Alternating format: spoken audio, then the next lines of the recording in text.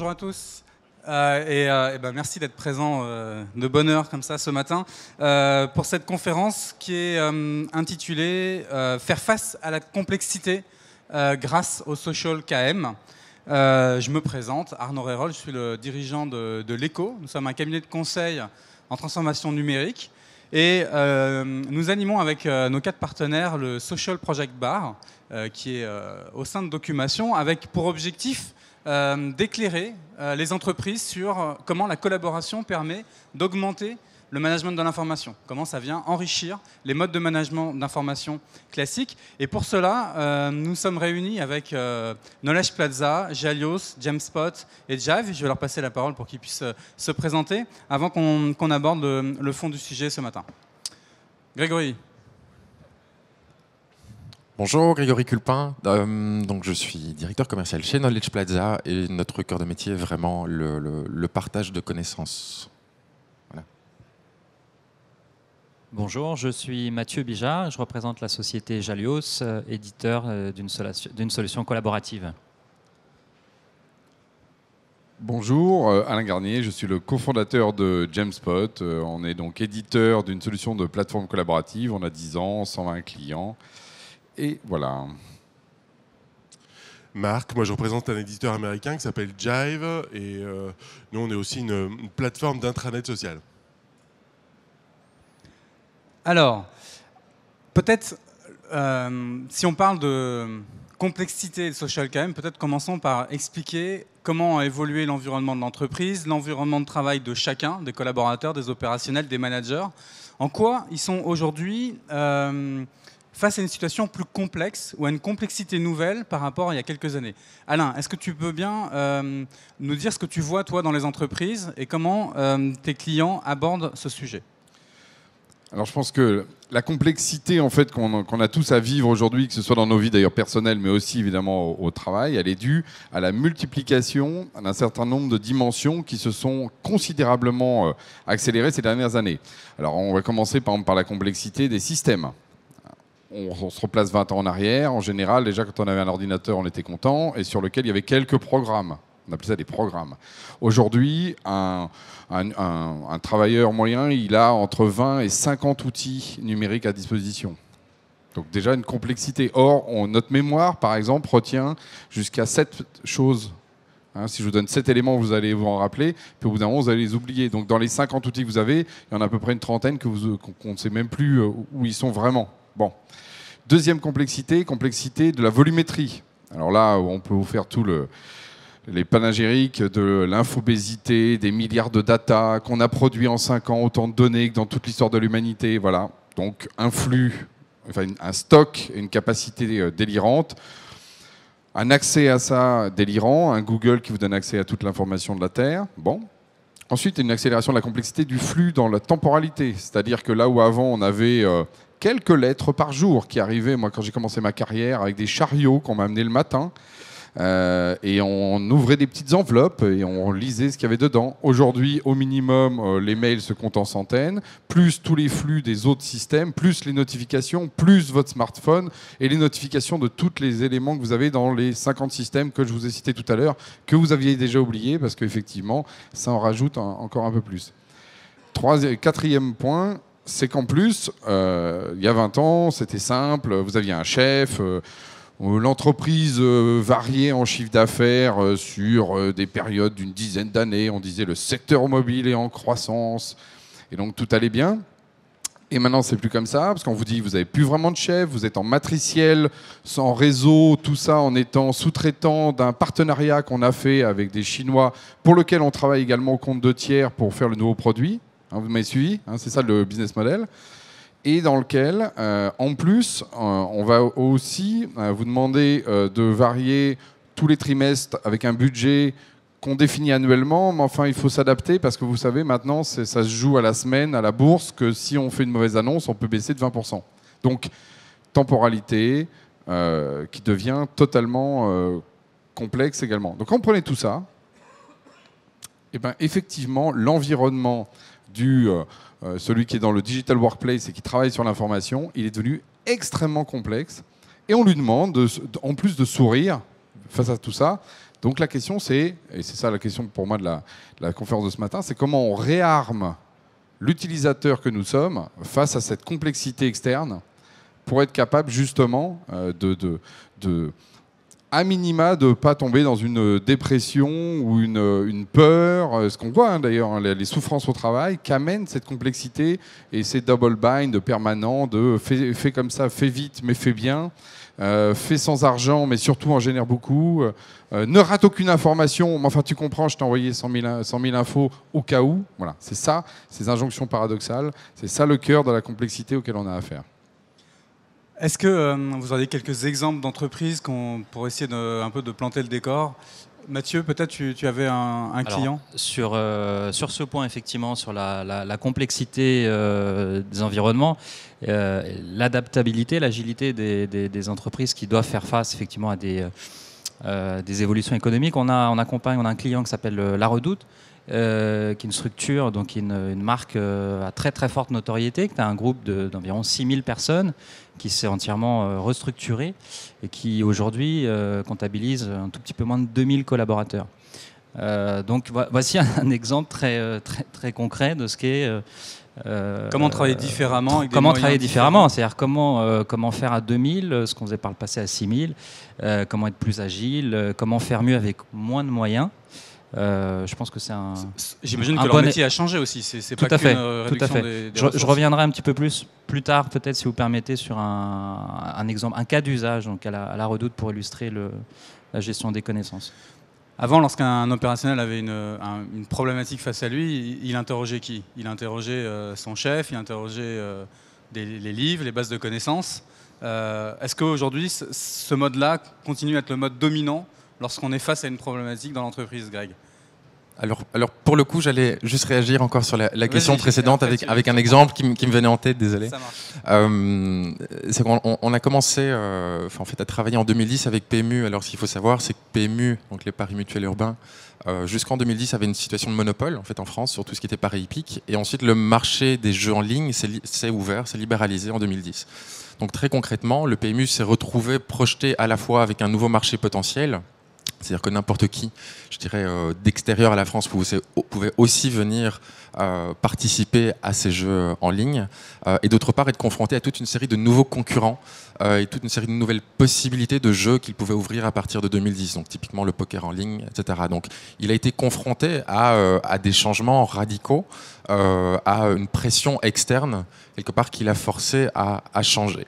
Et donc là, c'est vraiment un exemple de structure là où en termes de complexité, on est passé vraiment sur des changements majeurs et où la notion de gestion des connaissances et d'arriver à irriguer la structure en interne avec ces changements était importante. Alors comment justement ces collaborateurs, face à cette complexité, peuvent-ils trouver des réponses ou des débuts de réponses? Avant, on allait voir son chef, on allait piocher dans les livres, dans les bases de connaissances. Enfin, il y avait des réponses qui étaient déjà écrites par d'autres. Est-ce que ça fonctionne toujours comme ça aujourd'hui dans l'entreprise? Mais effectivement, aujourd'hui, on se trouve dans une démarche beaucoup plus prospective, c'est-à-dire que la réponse n'est pas en interne, elle n'est pas écrite dans le passé. Il faut arriver à se tourner plutôt vers l'extérieur et vers l'avenir.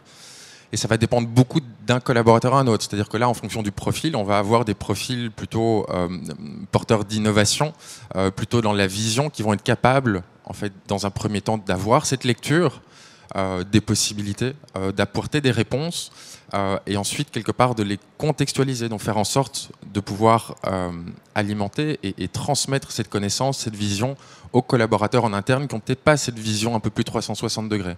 Donc on est plus dans l'échange, plus dans l'interaction avec les autres pour essayer d'avoir plus dans l'écoute, avoir des avis différents et de restituer des vues différentes face à un problème. Ouais. Ok. Et de simplifier en fait, parce que finalement, vis-à-vis de l'extérieur, la complexité apparente, le rôle humain, c'est vraiment un rôle de filtre humain, et d'arriver à condenser et à extraire vraiment l'essentiel qui a un impact réel sur l'entreprise. Ok, on voit donc que la connaissance et l'expérience, elle est beaucoup chez les praticiens et pas encore dans ce changement très accéléré, formalisé dans des manuels ou dans des bases. Est-ce que parmi l'assistance, vous ressentez vous également cette complexité dans vos environnements, un travail de moins en moins routinier, cette nécessité sans cesse de rechercher des nouvelles solutions par rapport à votre quotidien, aux problématiques que vous rencontrez quotidien. Qui est dans cette situation-là? Pour qui ça devient quelque chose de crucial d'arriver à faire face à ces difficultés nouvelles? Oui? Ok. Eh bien, on va continuer. Donc, on parle de social KM. KM, on connaît. Je pense qu'on en parle beaucoup dans ce salon. Cette dimension sociale, donc c'est le fait de mettre en réseau les collaborateurs. Marc, qu'est-ce que ça apporte du point de vue de l'organisation, le fait de connecter les gens dans l'entreprise ou d'ailleurs peut-être au-delà de l'entreprise? Alors, justement, pour amener ce point-là, je vais prendre aussi un exemple client et qui est issu de la complexité du changement de leur business. Si on prend par exemple Laurent Merlin, avec lequel on travaille, il y a quelques années, les choses étaient quand même bien rangées, bien cadrées. On était directeur de magasin, on représentait une marque et toutes les procédures du magasin étaient stockées dans des dossiers présents dans la salle derrière la caisse centrale. Et quand les gens avaient une question, que ce soit les employés ou les directeurs de magasin, ils allaient référencier, aller voir le dossier, ils se déplaçaient physiquement, ils allaient consulter le dossier qui apportait les bonnes réponses à toutes les questions qu'ils pouvaient avoir. Et les gens au support, hein, les Lillois, ils produisaient tous les 3 mois une mise à jour du dossier et ils ont fait du business comme ça pendant de nombreuses années jusqu'à ce qu'ils fassent partie d'un groupe qui s'appelle ADO avec différentes marques qui sont concurrentes entre elles, avec un besoin de synergie entre les marques, jusqu'à ce que Amazon commence à vendre des perceuses et s'apercevoir qu'eux, ils n'avaient pas de présence sur Internet. Donc ils se sont dit, finalement, il va falloir que je réponde à tous ces changements et aucune des questions qui me sont posées par le terrain, aucune des questions de l'organisation ne sont présentes dans les classeurs que j'ai derrière ma caisse centrale. Il n'y a plus cette information. Donc déjà, il y a le challenge de la création d'un nouveau référentiel. Et après, il faut distribuer ce référentiel dans les différentes personnes du magasin. Et on s'aperçoit que aucune personne au support n'est plus intelligente que la somme des personnes en magasin, par exemple. C'est-à-dire que quand il s'agit de savoir quels sont les besoins clients, est-ce que c'est le centre de service qu'il connaît ou est-ce que c'est la somme de toutes les caissières ? Ou les deux. Donc quand on amène un côté réseau social, la première chose c'est de se dire aujourd'hui la connaissance elle n'est plus dans les classeurs, elle est dans la tête des gens et le challenge des SI modernes c'est à la fois de capturer cette information sur le terrain avec quelque chose de très simple, hein, à la limite je suis en rayon, je prends une photo et je l'envoie à une communauté de gens et de pouvoir la distribuer à travers une sorte de flux d'informations parce que ça concerne son métier et son magasin en temps réel. Qu'est-ce qui se passe? On sort un nouveau produit et aujourd'hui leur changement de faire du business, la volonté de faire de l'omnicanal, de fabriquer ses propres produits et de les distribuer fait que de plus en plus l'aspect social, c'est-à-dire ce que les gens vivent au quotidien en contact avec les clients, c'est cette information-là qui a pris le pas sur l'information officielle qui était stockée dans les dossiers, qui du coup ont pris la poussière, ont été détruits. Donc non seulement il a fallu digitaliser cette information, mais il a fallu aussi capitaliser sur la connaissance de chaque personne sur le terrain et de faire en sorte de la structurer pour la redistribuer à tous, à cette communauté, qui elle en plus a la possibilité de réagir dessus, de dire ça m'intéresse pas, j'aime pas, et du coup donner une petite information supplémentaire, une petite saveur supplémentaire. C'est très clair. Donc la mise en réseau, on mobilise la connaissance du terrain et on leur permet de partager. C'est un peu ça le social et la communauté, c'est que la somme de la connaissance des individus est toujours plus forte que la connaissance d'un seul ou d'un petit groupe forcément. Ouais. Et du coup, peut-être juste pour prolonger, se pose la question de qui arbitre lorsqu'on a des informations qui sont peut-être pas forcément contradictoires, mais imprécises ou parfois divergentes, je veux dire. Et ça, c'est un sujet, je sais qu'on va en reparler un petit peu plus tard, justement sur le rôle du management, sur l'arbitrage de cette information. Et aujourd'hui, on est encore sur une phase 1 ou presque de l'artisanat de ce genre de processus. Et la première chose, c'est déjà de capitaliser sur cette information avant même de se poser la question de savoir comment est-ce qu'on va vraiment l'arbitrer. Il y a tout un tas de mécaniques autour de l'arbitrage. Et il y a aussi un arbitrage.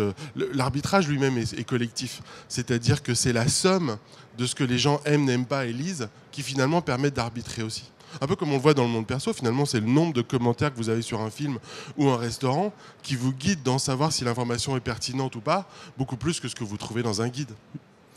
Mathieu, tu voulais également apporter un exemple sur cette démocratisation de la connaissance ou le fait de rendre la connaissance plus vivante grâce au social. Oui, effectivement, quand on dit socialiser la gestion des connaissances, c'est pas seulement la digitaliser, la connaissance.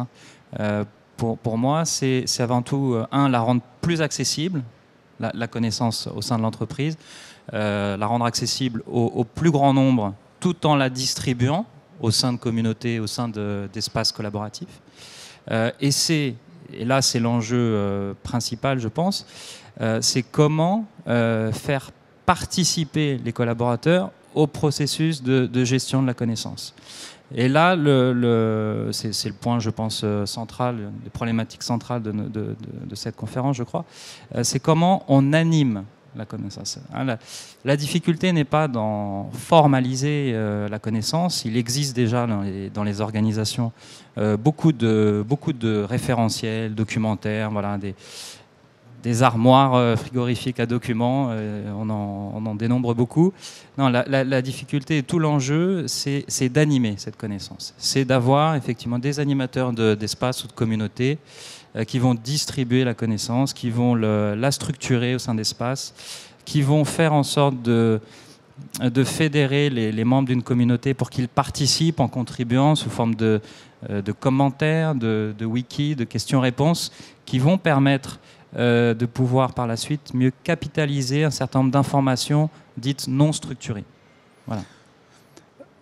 Alain, face à cette situation-là, beaucoup disent oui, mais tout ça, ça fait beaucoup de bruit. Avant, l'information, elle était formalisée, on était sûr de sa fiabilité, elle était tamponnée par l'entreprise.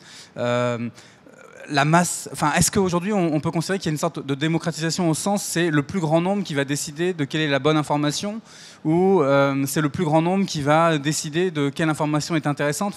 Il y a quand même un changement d'équilibre dans la manière de gouverner la connaissance dans l'entreprise avec la mise en réseau de tous ces acteurs au bénéfice de ce qui vient d'être exposé. Comment est-ce qu'on doit appréhender ce nouveau paradigme ? C'est clair que c'est un changement complet, parce qu'à un moment donné, on était en mode, ce que tu racontes très bien sur les procédures de Leroy Merlin, c'est-à-dire qu'il y a des gens qui savent ce que sont les procédures, puis il y a des gens qui les appliquent. C'est clair, voilà. C'est au moins... Et en plus, on sait qui est payé pour faire quoi. Moi, je suis payé pour écrire des procédures, vous êtes payé pour appliquer les procédures. C'est clair. Puis tout d'un coup, on dit, ah oui, mais non, en fait, c'est plus tout à fait comme ça. Et... parce qu'en fait, il faut être en temps réel, parce qu'il faut s'adapter, parce que le client, il est là, et on ne va pas attendre que la procédure soit mise à jour dans 3 mois, parce qu'il est sur Internet, donc de toute façon, on ne peut même pas y avoir accès. Donc là, il faut tout d'un coup, effectivement, que les gens prennent leur autonomie.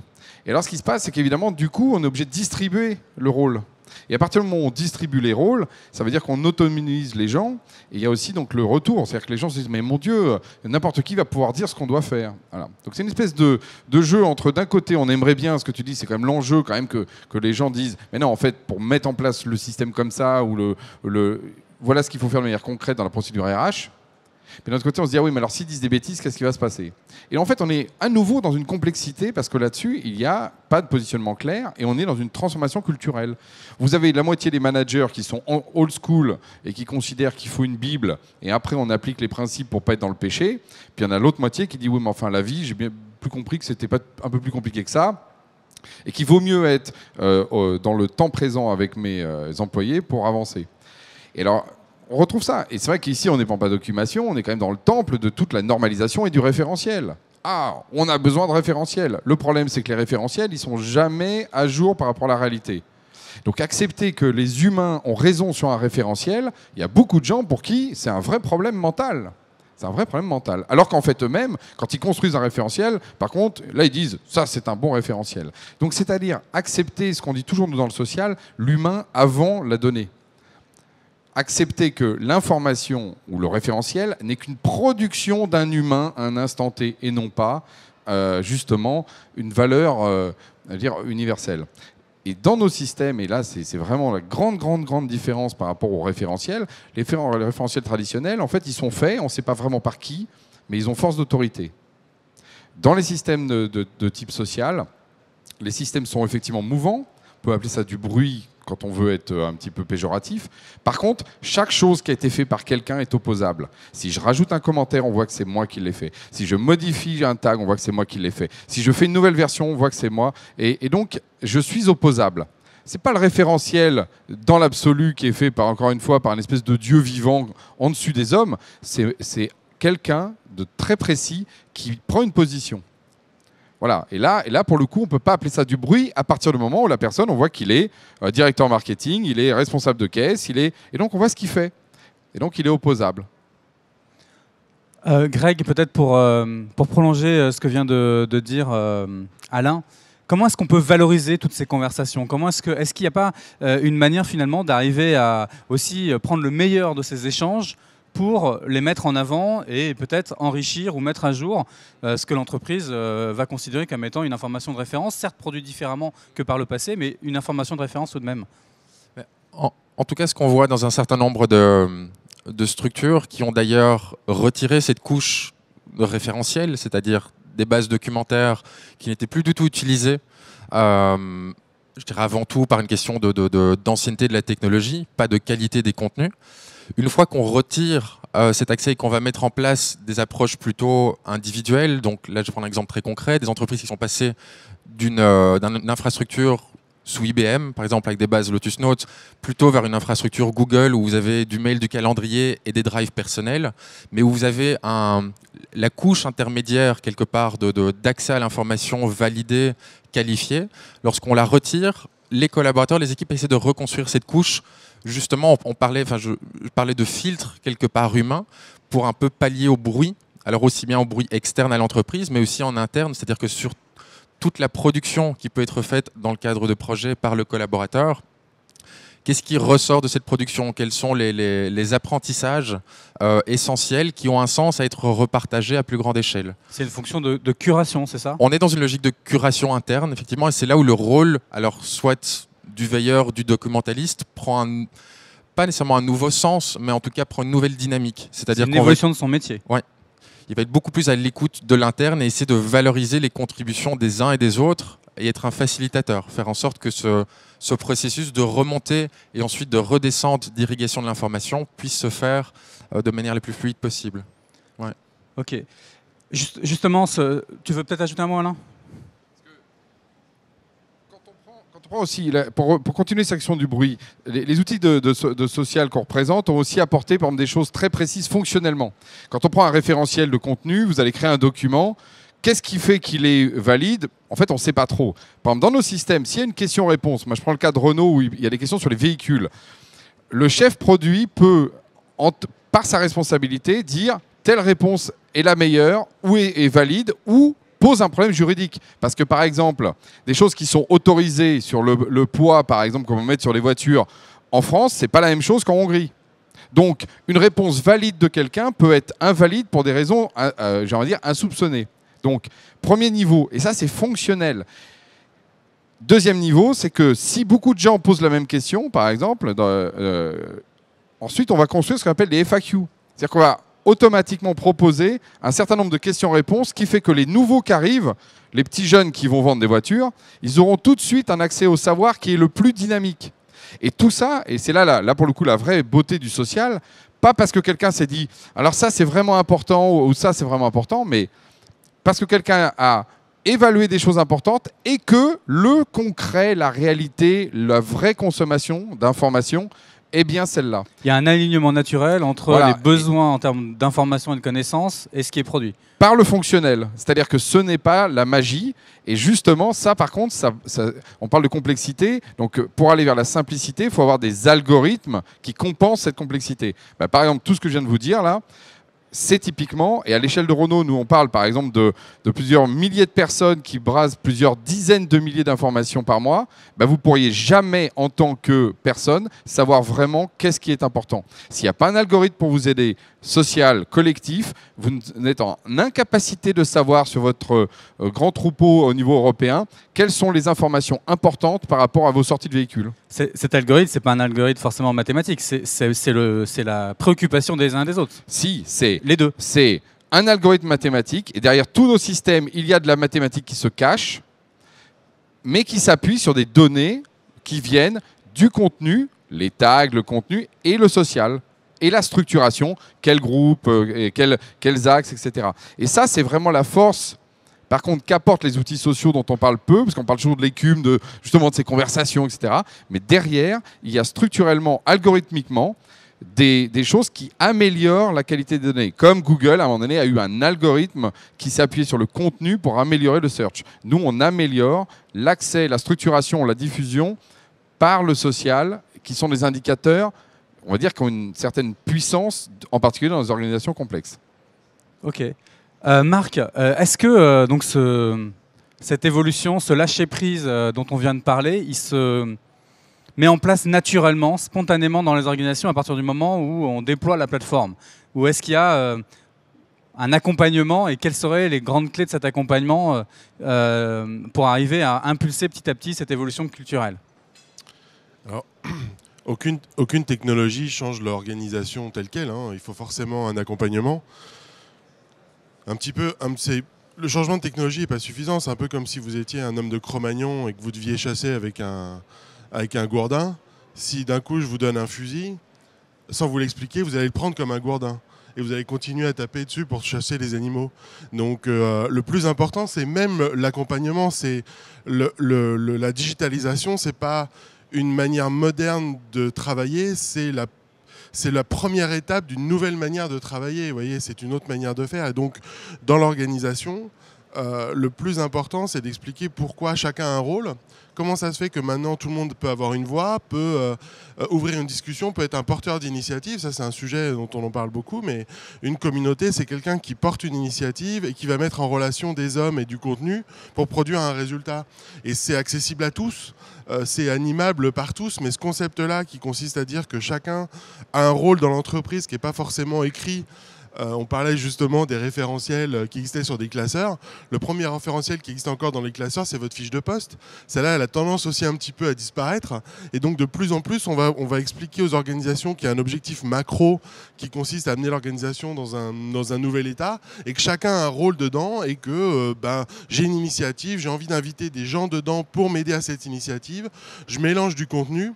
Et du coup, la complexité dont on parlait, elle tente un tout petit peu à disparaître parce que autour de cette initiative, qui forcément s'accompagne, on a finalement que très peu d'informations, celles qui sont utiles pour faire cette initiative. Donc après, forcément, il y a toute une démarche qui est une démarche finalement humaine sur le changement du management, sur le changement, sur l'accompagnement de cette transformation de communication. Et on répond parfois à des questions toutes simples. Comment ça se fait qui va voir ce que je dis? Comment est-ce qu'on modère les informations? Et puis aussi, pourquoi je démarrerais une communauté? Quel est mon rôle même dans l'organisation? Là-dessus, il y a une méthode, des bonnes pratiques. Après, ça, c'est Donc il y a une pédagogie. Il y a une grosse pédagogie. Oui. Est-ce que, peut-être l'un d'entre vous aurait un exemple juste pour qu'on illustre un peu comment ça s'est passé chez un de vos clients en termes d'accompagnement, de l'acculturation jusqu'au peut-être au coaching de certains managers ou autres. Peut-être pour poursuivre, en donnant un exemple concret, un exemple client, il faut effectivement cette démarche de groupe. Si je reviens sur l'entreprise La Redoute, ils ont mis en place un intranet collaboratif qui est avant tout porté par la direction de la communication corporate. Donc ça montre bien qu'il y a un projet structuré derrière. Ils sont accompagnés, ils suivent une méthodologie pour déployer la plateforme collaborative chez eux. Mais il faut aussi des relais au niveau des métiers. Ça, c'est quelque chose qu'on observe, nous, de plus en plus. Ces métiers qui ont besoin d'être outillés rapidement pour répondre à un environnement changeant, à un problème qui se pose là très rapidement. Et là, typiquement, nos éditeurs de ces plateformes, on leur facilite finalement la mise en place d'outils de partage de la connaissance. Typiquement, l'un des principaux usages de cette plateforme collaborative chez La Redoute, c'est autour de la gestion de la connaissance et c'est par une communauté métier qui est la communauté de la relation client. La Redoute, tout le monde connaît le magazine papier. Ils sont passés d'un truc épais comme ça à seulement quelques pages. Aujourd'hui, ils vendent principalement en multicanal et principalement sur le canal digital, e-commerce, et de plus en plus aussi sur mobile. Voilà. Les équipes de service client ne reçoivent plus des cartes postales. Elles doivent répondre instantanément à une multitude de questions qui arrivent par différents biais.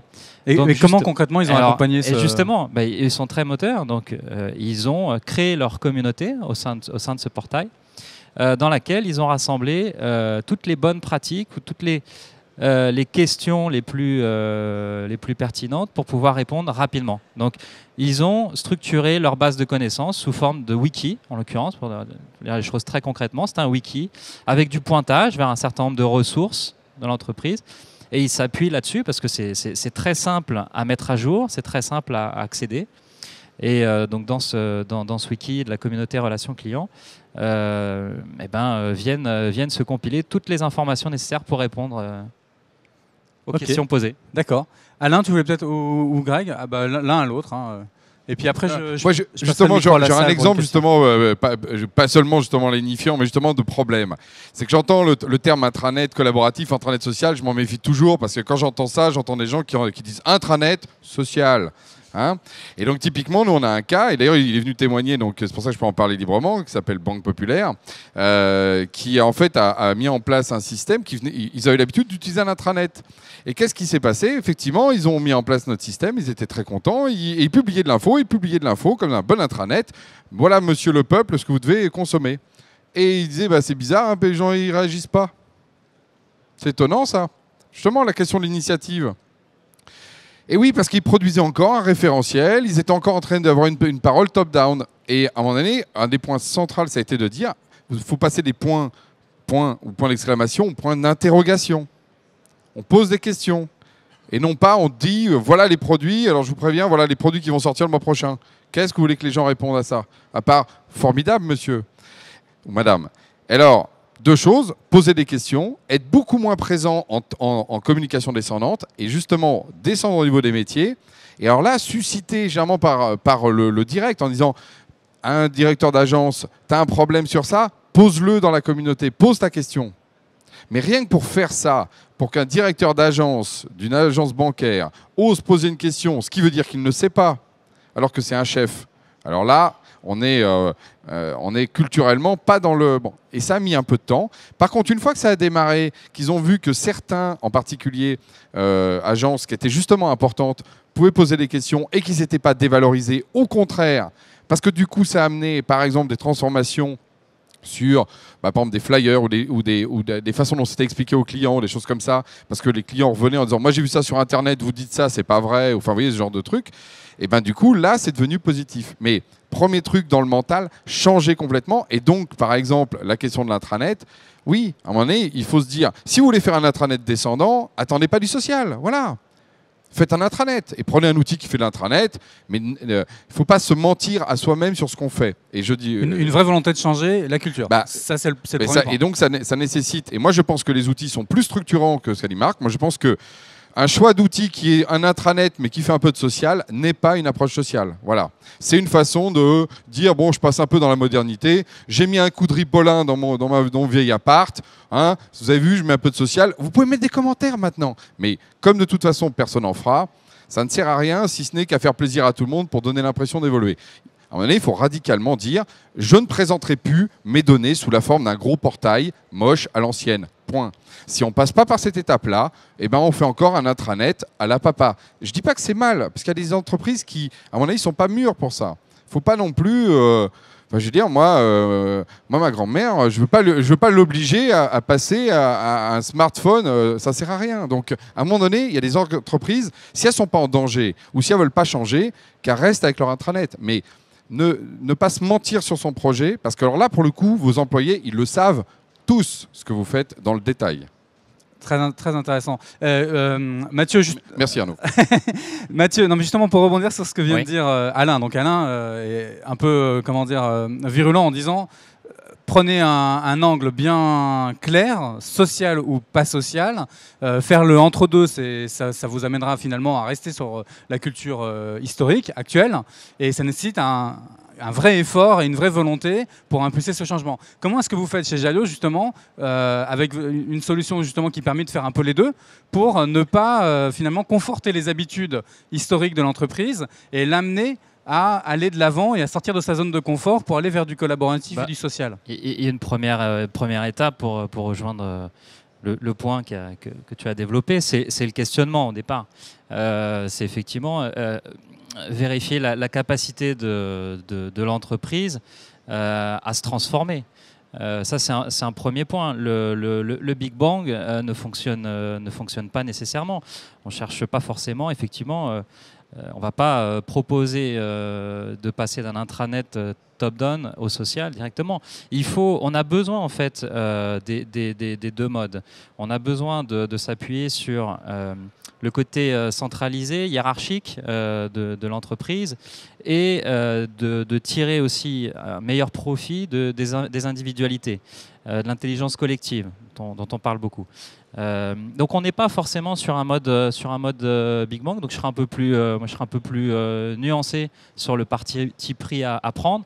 Là où je rejoins Alain, c'est qu'effectivement il ne faut pas mentir sur la nature de son projet au collaborateur, sinon alors là on tue le projet dans l'œuf.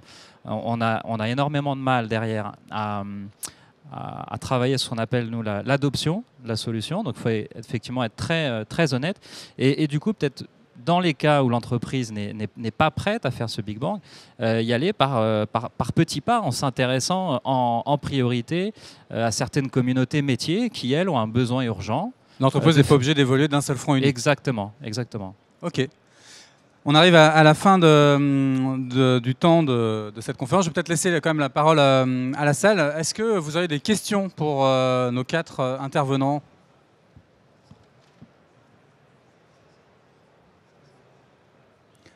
Greg, je vais te laisser le mot de la fin. Donc effectivement, enfin, je termine par un autre exemple, c'est-à-dire qu'en général, on est sur un choix d'ailleurs si on parle de technologie, d'un choix d'une solution qui peut être très vaste, ou alors sur des solutions plus verticales. Je prends un exemple qui nous est commun à Marc et moi, un client qui est Lafarge Holcim, grand groupe industriel, où le choix en termes de gouvernance a été fait de faire un choix de solutions et de les utiliser vraiment ce pourquoi elles étaient faites. En l'occurrence, Jive est utilisé vraiment sur des usages collaboratifs, plutôt court terme, alors que Knowledge Plaza travaille à côté de Jive et de la suite Google par ailleurs, pour tout ce qui est messagerie et calendrier. Et Knowledge Plaza est le référentiel de connaissances à moyen et long terme. Donc là, en fait, on est sur une cohabitation de différentes solutions qui sont social par ailleurs, donc le social ne devient pas un outil à part entière mais plutôt une couche que l'on va retrouver dans l'entreprise et avec des vocations vraiment très différentes et une communication claire qui est faite auprès des utilisateurs pour bien savoir quels sont les besoins et quels sont les usages qu'on attend de sa part dans chaque environnement. Donc ça me semble être en tout cas un retour d'expérience très intéressant dans cette logique de démocratisation de l'accès à l'information.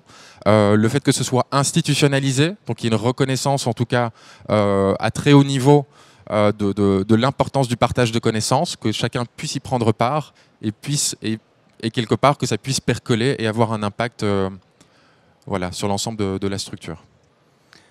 Merci à tous les 4 pour vos éclairages. Merci à vous pour votre participation. Vous pouvez nous retrouver pour prolonger ces discussions sur le Social Project Bar et on vous offre un café ou un jus de fruits avec plaisir. On est situé à quelques mètres de cette salle. À bientôt.